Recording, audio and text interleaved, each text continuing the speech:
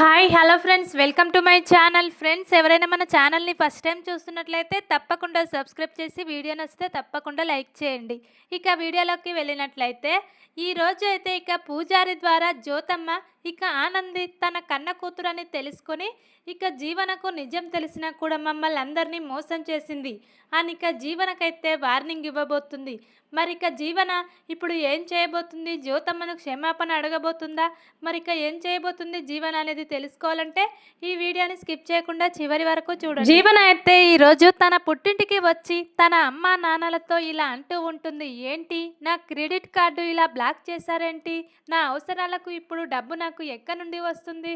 ఎందుకు నన్ను ఇలా చేస్తున్నారు అని అరుస్తూ ఉంటుంది. జీవన అయితే ఈరోజు తన పుట్టింటికి జ్యోతమ్మ దగ్గరికి సూర్యబాబు దగ్గరికి వచ్చి అప్పుడే అందరూ కూడా నువ్వు ఇప్పుడు అత్తారింటికి వెళ్ళిపోయావు, నీకేమైనా అవసరం ఉంటే నీ భర్త మీ అత్తయ్య చూసుకుంటారు, మేము నీ అవసరానికి మేము డబ్బులు ఎందుకు ఇవ్వాలి? నువ్వు మా అందరినీ మోసం చేసి వెళ్ళిపోయి పెళ్లి చేసుకున్నావు కదా, నీ బాధ్యతలు వాళ్ళే చూసుకుంటారు, నుండి ఈ ఇంటికి నీకు ఎలాంటి సంబంధం లేదు, మేము రమ్మన్నప్పుడు వచ్చి మేము పెట్టింది ఇలా తీసుకోవాల్సిందే, మా ఇష్టం ఉంటే నీకేమైనా పెడతాము, లేకుంటే లేదు అని జ్యోతమ్మ అయితే చాలా గట్టిగా అంటూ ఉంటుంది.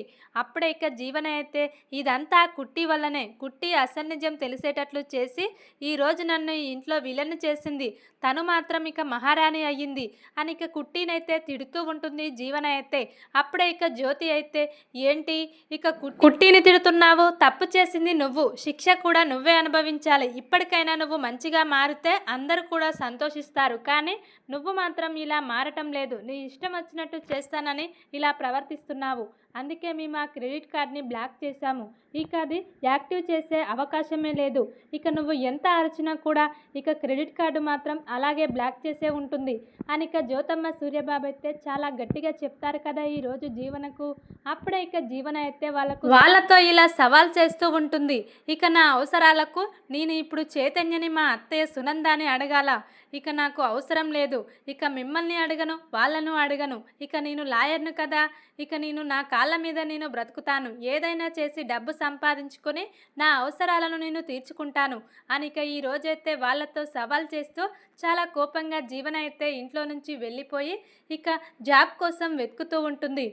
అప్పుడే జ్యోతమ్మ, ఇటు హైమావతి, సూర్యబాబు అందరూ కూడా జీవనను అలా ఏడిపించి పంపించినందుకు చాలా బాధపడుతూ ఉంటారు. కానీ జీవనను అలా బాధ పెట్టకుంటే జీవన ఇలాగే ఉంటుంది, జీవన మారదు. జీవనను మార్చాలంటే కష్టం విలువ జీవనకు తెలియాలి. ఇలా డబ్బులు ఇస్తున్నామని ప్రతి క్షణం ఇలా వృధా ఖర్చులు పెట్టుకుంటూ తనకి డబ్బు విలువ తెలియటం లేదు, మనుషుల విలువ డబ్బు విలువ తెలియాలంటే జీవనకు ఇలాంటి శిక్ష వెయ్యాల్సిందే అని వాళ్ళు బాధపడుతూ జీవనకైతే ఇలా క్రెడిట్ కార్డ్ బ్లాక్ చేసి ఇలా ఇబ్బంది పెడుతూ ఉంటారు జ్యోతమ్మ సూర్యబాబు అయితే.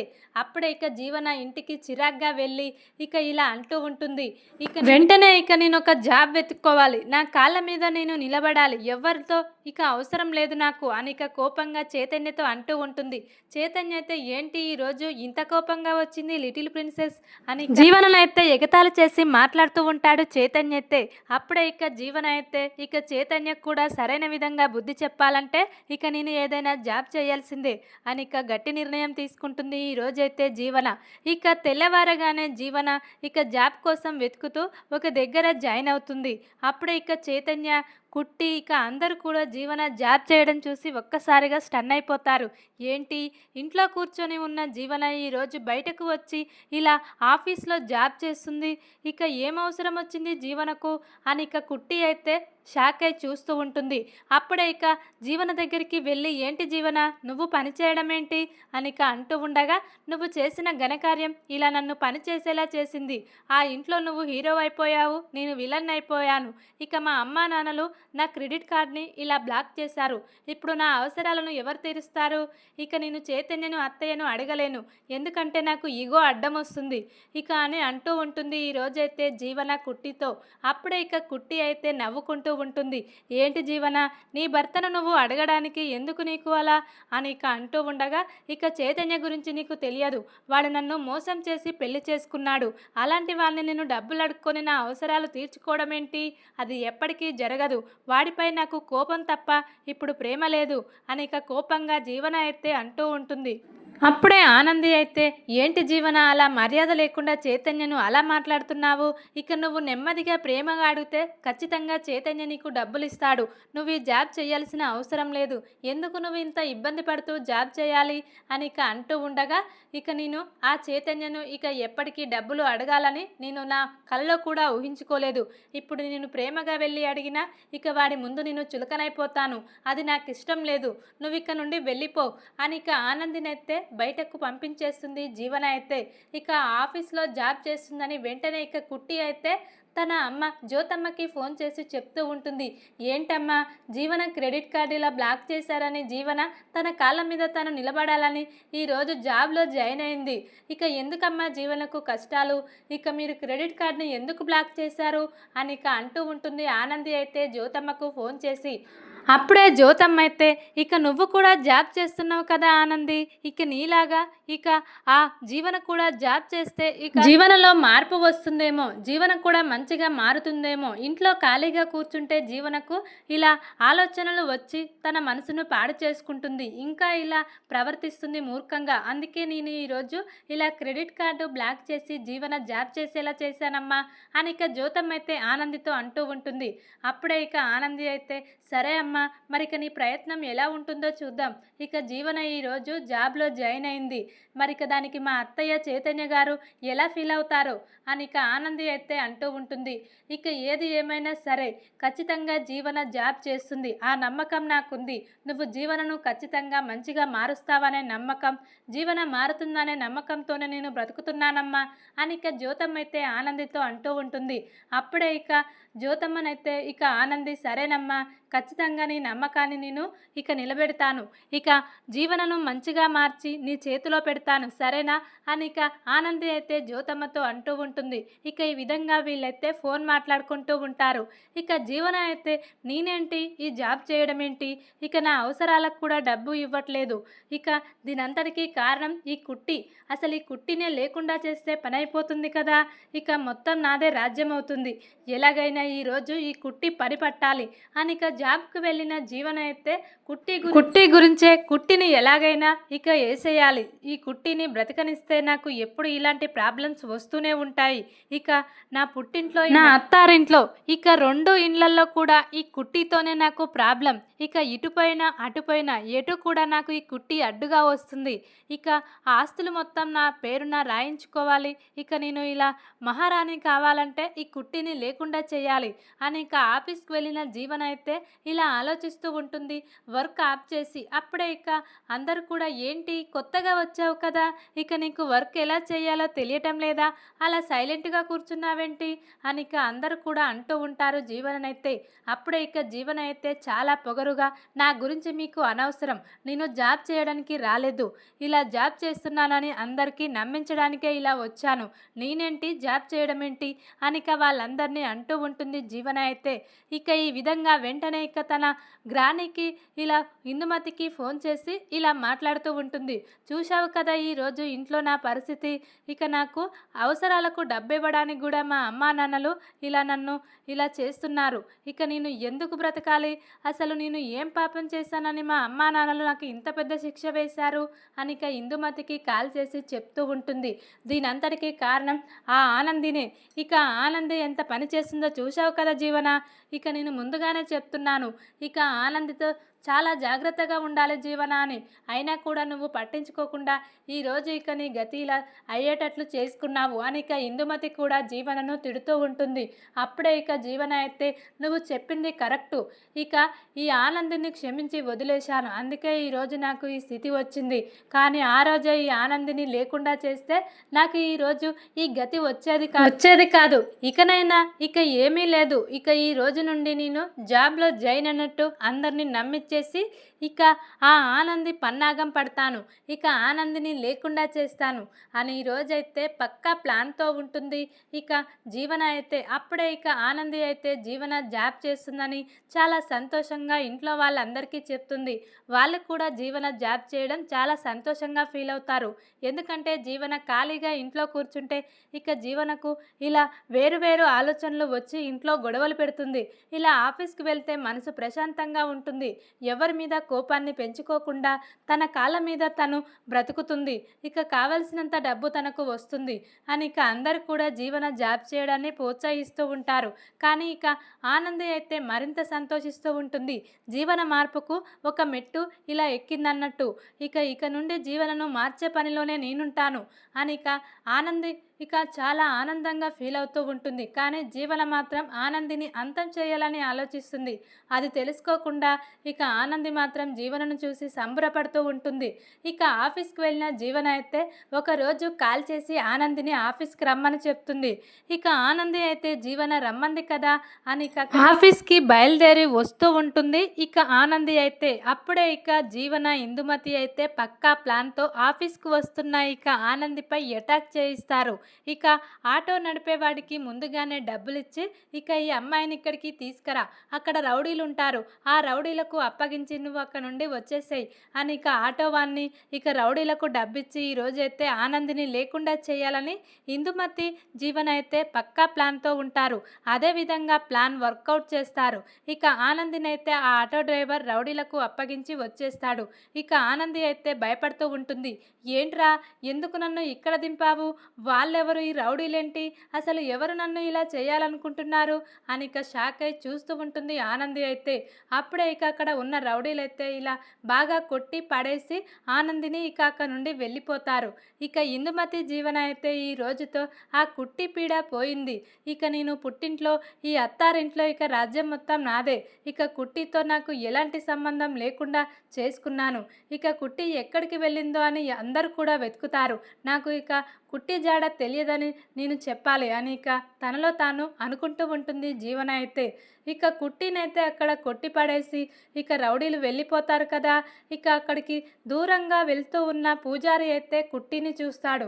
ఇక ఏంటి కుట్టి ఇక్కడ పడి ఉందేంటి అని ఇక వెంటనే ఆ పూజారి అయితే లే అమ్మా అని ఇక కుట్టినైతే ఇలా అంటూ ఉండగా కుట్టి మాత్రం స్పృహ కోల్పోతుంది. ఇక ఇప్పుడు ఎలా, ఇక ఇప్పుడు వెంటనే ఇక అంబులెన్స్కి కాల్ చేయాలి అని ఇక పూజారి తాత కుట్టిని హాస్పిటల్లోకి చేర్చుతాడు. అప్పుడే ఇక వెంటనే జ్యోతమ్మకు కాల్ చేసి పూజారి తాత ఇలా చెప్తూ ఉంటారు. ఎవరో ఇక కావాలనే కుట్టిని ఇక్కడ కొట్టి పడేసి వెళ్ళిపోయారమ్మా. ఇక చివరి క్షణంలో నేను వెళ్ళి కుట్టిని హాస్పిటల్లోకి చేర్చాను. ఇక ఇప్పుడు చాలా ప్రమాదంలో ఉంది మీ కుట్టి అని ఇక పూజారి తాత జ్యోతమ్మకు కాల్ చేసి చెప్తాడు. వెంటనే ఇక జ్యోతమ్మ అయితే ఆ విషయం తెలుసుకొని సూర్యబాబును తీసుకొని హాస్పిటల్లోకి వస్తుంది. ఇక కుట్టిని ఆ పరిస్థితిలో చూసి చాలా కన్నీళ్లు పెట్టుకుంటూ ఉంటుంది.